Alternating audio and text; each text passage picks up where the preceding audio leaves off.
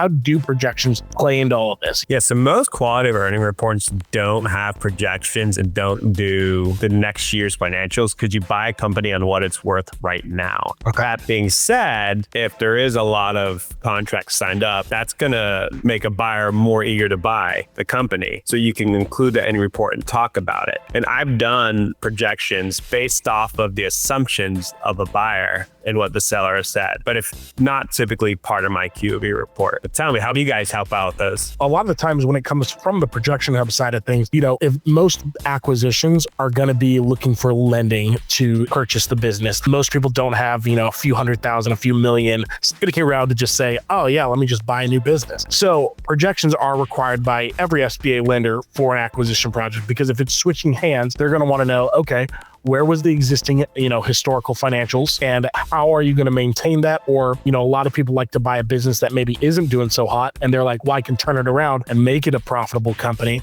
Well, the SBA or the lender wants to know, how are you going to do that? So the projections are a huge part of that, of telling that financial narrative, but also that then comes in the business plan of how are you changing the business model and those other key documents that typically the SBA is going to be looking for. So I would say like projections, business plan, those are going to be those key documents that, again, any lender that if you're buying a business that maybe you don't have historical experience in, or you plan on changing the business model drastically, you're going to have to explain how you're going to do this, why you're going to do this, and how that actually benefits the company. Because if you're going to come into a profitable company and say you're going to change everything, how do we know it's for the better?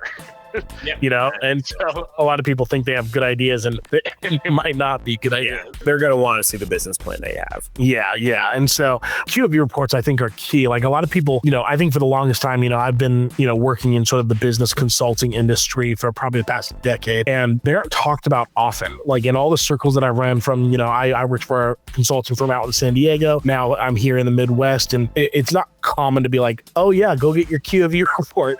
So to hear somebody like you who specializes it, encourages both the buyer and the seller, like this is just your due diligence. Like you want to know what you're buying, but also as a seller, you want to make sure you're asking a fair price, that your bubble's not going to be popped halfway through the transaction.